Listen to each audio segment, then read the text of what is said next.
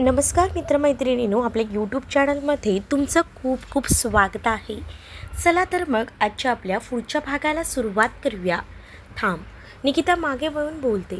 अरे ऐक तरी. निखिल हसत तिच्या मागे येतो. काय झालंय? साधना हसण्याचा प्रयत्न करत विचारतात. काही नाही आई, निकिता हलकेच उत्तर देते. निखिल पुढे येतो आणि त्याला त्या व्यक्तीचा चेहरा दिसतो. तिला पाहून तो प्रचंड चिडतो. निकी, चल रूममध्ये. निखिल शांतपणे पण थंड आवाजात बोलतो. निकिता त्याचा चेहरा पाहते आणि काही न बोलता त्याच्या मागे रूमकडे निघते. रूममध्ये येताच निखिल बॅग सोफ्यावर फेकतो आणि फ्रेश होण्यासाठी बाथरूममध्ये जातो. निकिताला काही समजत नाही, पण त्याचा चेहरा पाहून तिला जाणवतं की काहीतरी गंभीर आहे. निकिता तिची बॅग ठेवून बेडवर बसते. थोड्या वेळाने निखिल फ्रेश होऊन कपडे बदलून परत येतो. तो काही न बोलता सोफ्यावर बसतो आणि बॅगमधून लॅपटॉप काढून कामाला लागतो. निकिता त्याला हळूच हाक मारते. निखिल तिच्याकडे पाहतो. ती हात पुढे करते, त्याला जवळ येण्याचा इशारा करते. निखिललाही तेच हवं असतं. तो लॅपटॉप बाजूला ठेवतो, उठतो आणि तिच्या जवळ येऊन तिच्या पिठीत शिरतो. निकिता बेडवर बसलेली असते आणि निखिलच्या आवेगामुळे दोघांचा तोल जातो. दोघंही बेडवर आडवे पडतात. निखिल तिच्या गळ्यावर चेहरा लपवतो. निकिता प्रेमाने त्याच्या डोक्यावर हात फिरवते. काय झालंय? का चिडलात? निकिता त्याच्या केसांवर ओठ टेकवत विचारते. ती कृतिका आहे, काकांची मोठी मुलगी. निखिल बोलतो. मग इतके दिवस कुठे होती ती? निकिता विचारते. तिने पळून जाऊन लग्न केले 3 वर्षांपूर्वी. तेव्हा काकूंनी सगळ्यांना स्पष्ट सांगितलं की तिच्याशी आमचं नातं संपलं. निखिल उठून सरळ बोसतो. निकिताही उठते आणि त्याच्या मांडीवर डोकं ठेवून आडवी होते. मग काय झालं? निकिता म्हणते.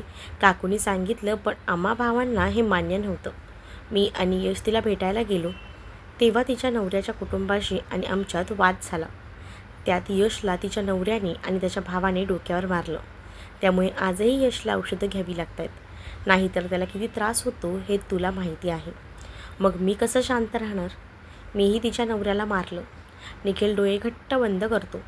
ऐक, तुम्हाला सांगायचं नसेल तर नका सांगू. निकिता त्याचा हात हातात घेते. नाही, तुला सगळं सांगायचं आहे. यश रक्ताच्या थारोळ्यात पडला होता, पण कृतिकाला ते दिसलं नाही. तिला फक्त तिचा नवरा दिसला. त्या लोकांनी आम्हाला बाहेर जाऊ दिलं नाही, पण कसं तरी डॅडला कळलं की आम्ही तिथे अडकलो आहोत. त्यांनी गार्ड्सला पाठवलं. मग मी यशला घेऊन हॉस्पिटलमध्ये गेलो. निखिल पुढे सांगतो. पण हॉस्पिटलमध्ये कळलं की कृतिकाने माझ्यावर आणि यशवर केस केली.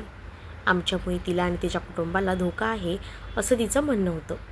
घरात सगळे खूप चिडले होते. मग आमच्या वकिलांनी मध्यस्थी करून तिला केस मागे घ्यायला लावली. तेव्हापासून कोणीही तिचं नाव घेतलं नाही. निखिल उसासाच टाकतो. म्हणूनच काकू हॉलमध्ये नव्हत्या. निकिता म्हणते. मी असं रिॲक्ट केलं. आता यश काय करेल माहीत नाही. निखिल म्हणतोय. आपण आहोत ना, मी सांगेन त्याला. तुम्ही आता आराम करा, मी कॉफी आणते. निकिता म्हणते. तू फ्रेश हो, मी आणतो कॉफी. निखिल बेडवरून उठतो. नको, मी पटकन फ्रेश होऊन खाली जाते, तुम्ही इथेच बसा. निकिता त्याच्या हात पकडून आता त्याला पुन्हा बेडवर बसवते. पण निखिल काही बोलणार तेव्हा पण वगैरे काही नाही. निकिता ठामपणे बोलते आणि फ्रेश होण्यासाठी जाते. ती साडी नेसून बाहेर येते. मी येऊन मदत केली असती ना? निखिल खट्ट्या हसत बोलतो. तुमची मदत नको आहे. निकिता हसतच उत्तर देते आणि रूममधून बाहेर पडते. तुझ्या एका मिठीने माझा मूड सुधारलाय. निखिल तिच्या मागे हसत बोलतो. निकिता हॉलमध्ये येते तर तिथे सगळेच उपस्थित असतात. तिला काय बोलावं हे समजत नाही. ती सायलीजवळ जाते. सायलू, काकू कुठे आहेत? निकिता विचारते. रूममध्ये. सायली सांगते. ठीक आहे. निकिता किचनमध्ये जाते. मायाला कॉफी सांगून काकूंच्या रूमकडे जाते. काकू. निकिता येऊन त्यांच्यासमोर बेडवर बसते. कधी आलीस ऑफिसवरून? काकू हलकं हसत विचारतात. थोड्या वेळापूर्वीच. तुम्ही बाहेर दिसले नाहीत म्हणून इथे आले. तुम्ही ठीक आहात ना? निकिता विचारते. मला काय होणार आहे? तू सांग. तुझा आजचा दिवस कसा गेला? काकू विचारतात. छान. तुम्ही कॉफी घेणार का? मी मायाला सांगून आले. निकिता म्हणते. हो, काकूंनी सांगितलं. चला मग आमच्या रूममध्ये. निखिलही आहे. निकिता म्हणाली. निखिल आला? काकू विचारतात. हो, आम्ही एकत्रच आलो आहे. काका आणि बाबांना थोडं काम आहे, त्यांना उशीर होईल. निकिता म्हणते. चल ठीक आहे. काकू देखील म्हणते. दोघंही रूममधून बाहेर पडतात. तुम्ही जा, मी कॉफी घेऊन येते, निकिता म्हणते. काकू निकिताच्या रूमकडे निघतात. तेवढ्यातच कृतिका आई असा आवाज देते, पण काकू दुर्लक्ष करत पुढे जातात. निकिता किचनमधून बाहेर येते.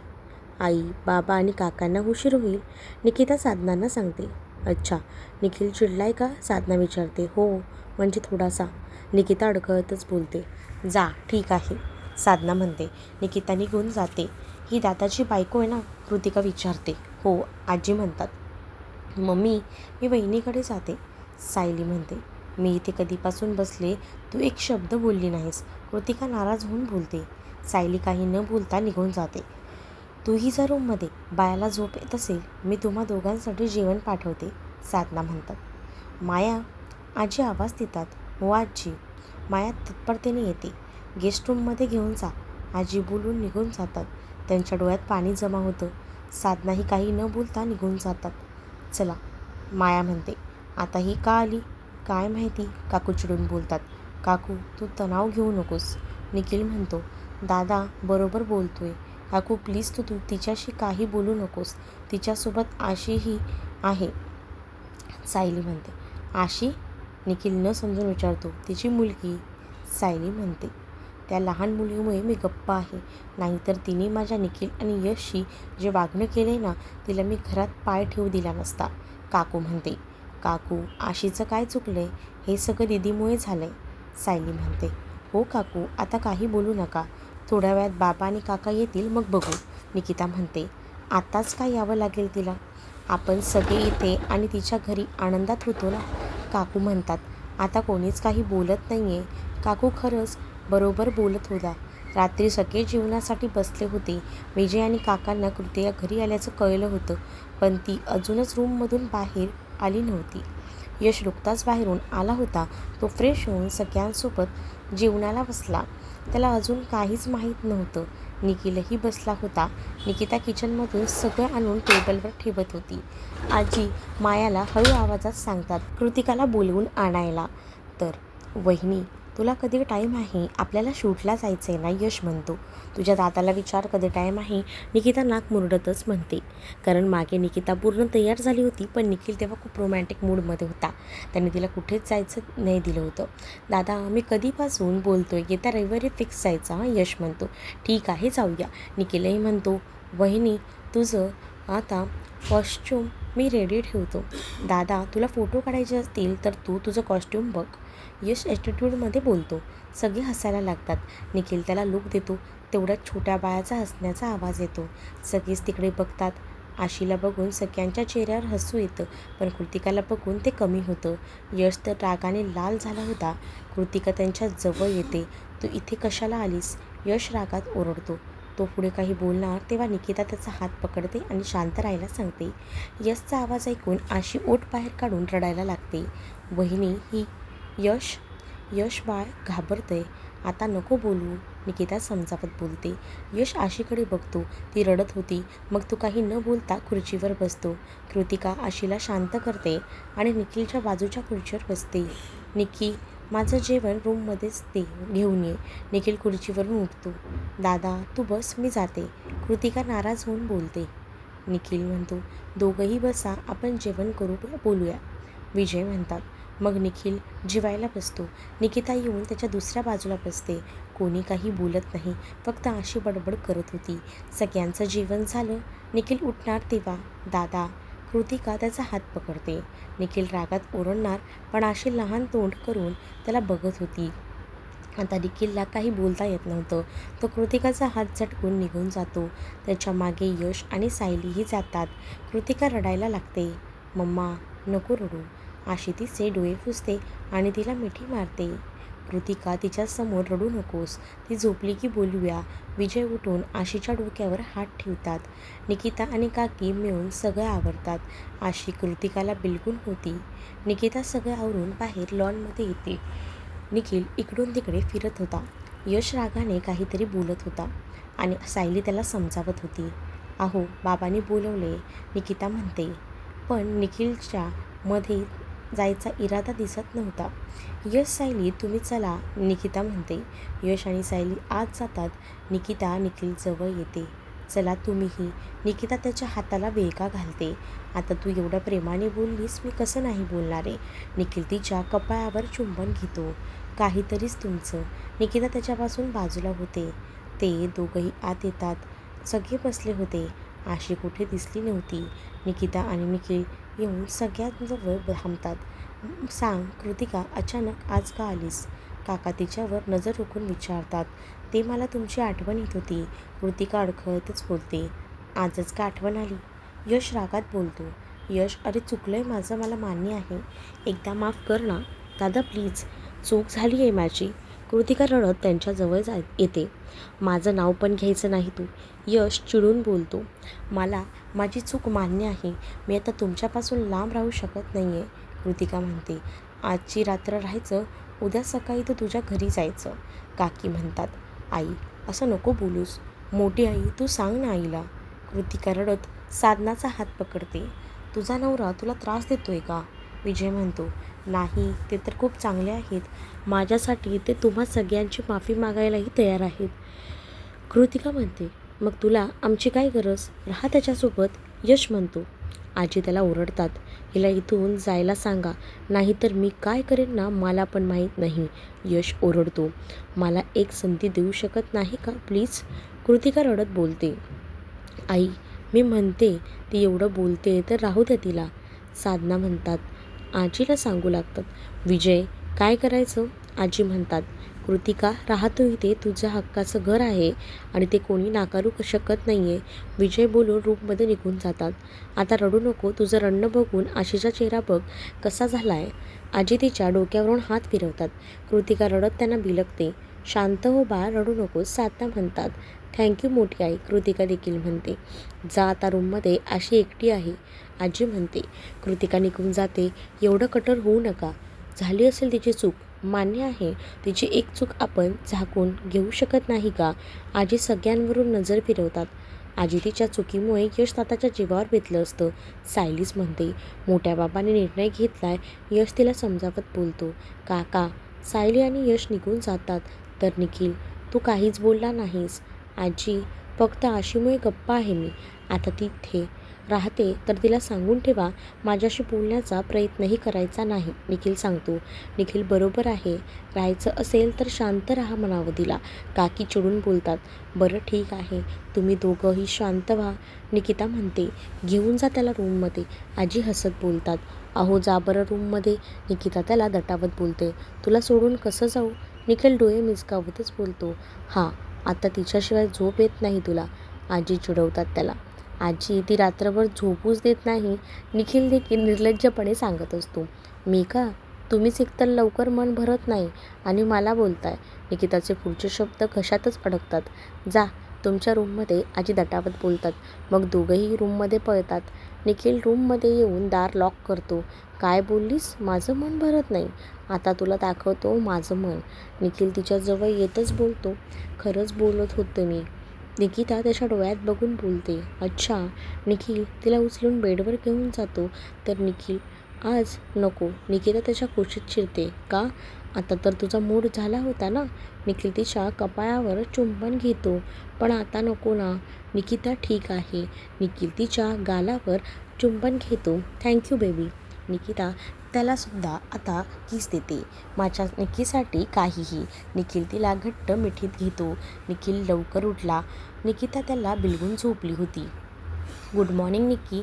निखिल तिच्या कपाळावर चुंबन घेतो. Good morning baby. निकिता त्याच्या मानेत चेहरा लपवते. अरे आज आज तर लवकर उठलीस माझी निक्की. निखिल म्हणतो. मी येऊ तुमच्यासोबत जिममध्ये? निकिता म्हणते. विचारते काय? चल. निखिल देखील म्हणतो. मी आलेच चेंज करून. निकिता पटकन बेडवरून उतरते. हो मी पण फ्रेश होतो. निखिल निकिता चेंज करून येते. आता तिने ट्रॅक पॅन्ट आणि टी शर्ट घातलं होतं. आता काय माझं जिममध्ये लक्ष नाही लागणार. निखिल मिश्किल हसून बोलतो. बघू ना. चला आता. निकिता दोघंही जिममध्ये जायला निघतात. बेसमेंटमध्येच जिम होतं. वहिनी आज अचानक. यश स्माईल करून बोलतो. आता फिट राहायला हवं ना. निकिता निखिलकडे बघून बोलते. हां माझ्यासाठी. निखिल तिला जवळ ओढतो. हो तुमच्यासाठीच, निकिताई हसून बोलते. थोडा वेळ वर्कआउट करून निखिल आणि निकिता बाहेर येतात. गार्डनमध्ये काम करणारे काका पाणी देत होते. निखिलचं लक्ष नाही हे बघून निकिता त्यांच्या हातातून पाईप घेते आणि निखिलवर पाणी उडवायला लागते. निखिल दचकून मागे बघतो. निखिल ओरडतो. काय झालंय बेबी? निकिता हसतच विचारते. काय झालंय? थांबा, तुम्हाला सांगतो. निखिल तिच्याजवळ येतो आणि पाईप घ्यायला लागतो, पण निकिता देत नाही. दोघांच्या झटापटीत ते पूर्ण भिजतात. निखिल पाईप ओढून घेतो. आता काय करणार? निखिल म्हणतो. नको. निकिता चेहऱ्यावर हात ठेवते. का नको? आता तर तुला मजा येत होती. निखिल म्हणतो. हो, मी आईला सांगेन. निकिताही त्याला ओरडते. हां, हे बरं आहे. तू केलं तर चालतं आणि मी नाही करायचं का? निखिल म्हणतो. निकिता त्याला बोलण्यात गुंतवून पाईप घ्यायला बघते तर चालाक माझी निखिल पाईप बाजूला करून तिला जवळ ओढतो. ती पूर्ण भिजलेली होती. शर्ट तिच्या बॉडीला चिकटलं होतं. त्यातून तिच्या बॉडीचा परफेक्ट शेप दिसत होता. तिचं हे भिजलेलं रूप निखिलला वेड लावत होतं. निखिल खाली झुकून तिचे ओठ आता ताब्यात घेणार तेव्हा अरे, लहान आहात का? पाण्यात खेळायला काका मधून ओरडतात. काका, खूप चुकीचा टाईम आलात. निखिल म्हणतो. आता जा, दोघांना सर्दी होईल. काका म्हणतात. हो, आलो. निखिल नाराज होतो. काका मधून निघून जातात. तर काय झालं? कोणाला ओरडत आहात? आजी म्हणते. निखिल आणि निकिता पाईप घेऊन खेळतायत. काका हसतच बोलतात. मम्मा, पाणी खेळायचं आहे. आजी लगेच बोलते. कृतिका तिला खाऊ घालत होती. साधना आणि काकीही तिथे हॉलमध्ये होत्या. तू हे खाऊ संपव, मग खेळूया आपण, कृतिका म्हणते. निखिल आणि निकिता येतात. त्यांना बघून आता आशीला आणखीन घाई होते. मम्मा, मला जायचं आहे. आजी, किती भिजलात तुम्ही? साधना त्यांना ओरडतात. आई, मी काही केलं नाही आहे. निक्कीने सुरू केलं होतं, निखिल म्हणतो. आई, मी काहीच केलं नाही. यांनीच पाईप घेतला होता. निकिता नाक मुरडत बोलते. वाद घालू नका. आजी आता बोलतात. मामा, अशी पळत निखिलकडे येते. निखिल 2 पावलं मागे सरतो तर साधना आणि निकिता रागानेच त्याच्याकडे बघतात. मी ओला आहे ना, तुला सर्दी होईल. निखिल, मग कुठे त्या दोघी नॉर्मल होतात. चल चेंज कर. निखिल तिला रूममध्ये घेऊन जातो. कृतिका खुश होते कारण निखिल आशीशी बोलला. आशी, ये, आपण किचनमध्ये जाऊया. साधना तिला उचलून घेतात. तर तुम्हाला हा भाग कसा वाटला हे नक्कीच मला कमेंटमध्ये सांगा आणि अशाच नवनवीन भागांसाठी आपल्या चॅनललासुद्धा सबस्क्राईब नक्कीच करा. चला तर मग भेटूया पुढच्या भागामध्ये. तोपर्यंत